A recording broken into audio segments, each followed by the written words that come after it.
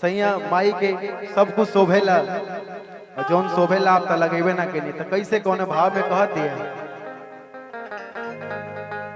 अरे अम्मा लगवला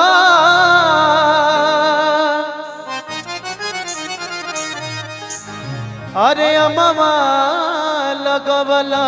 ये पिया हो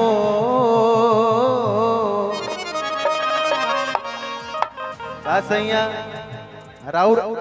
ऐसा गलती हो जाए हमके तो विश्वास ना रहे कैसे कहती औरत है। अरे अम्मा लगवला ये पिया हो महुआ रे लगवला भैया आवे के बाद अरे अम्मा लगवला पिया हो महुआ रे लगवला अम्मा लगवला पिया हो महुआ रे लगवला त कहे न लगवला पिया हो कहे न लगवला पिया हो निमिया के गछिया कहे न लगवला पिया हो निमिया के गछिया अम्मा लगवला पिया हो अढ़ौल लगवला अम्मा लगवला पिया हो अढ़ौल लगवला कहे न लगवला पिया हो कहे न लगवला पिया हो निमिया के गछिया कहे न लगवला पिया हो निमिया के गछिया कहे न लगवला पिया हो निमिया के गछिया प्यारी हो दिस देखे त हमके जत अवध में देवी न लागी जत अवध में देवी न लागी जैसे घोड़ा के देश देखे त हमके प्यारी हो दिस देखे त हमके हो दिस देखे त हमके लगवला पिया हो पिया के गछी कहे लगवला पिया हो पिया के गछिया अरे अम्मा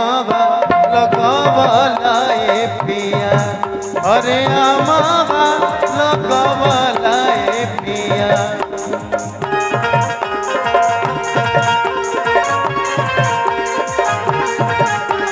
और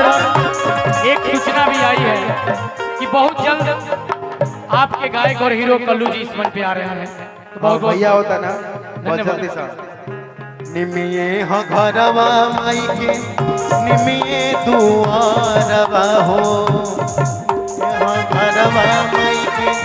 निमिये दुआरवा हो भावे नाही कबून का पकड़ी पिपरवा हो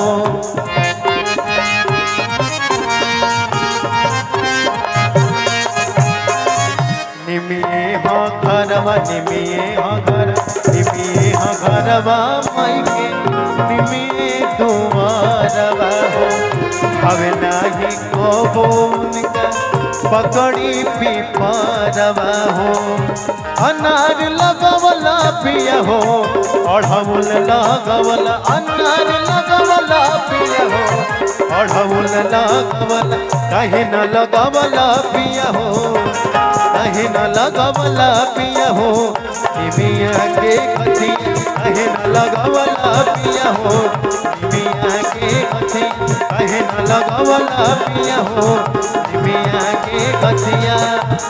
अम्मा लगवला पिया हो अढ़ौल लगवला अम्मा लगवला पिया हो अढ़ौल लगवला कहे न लगवला पिया हो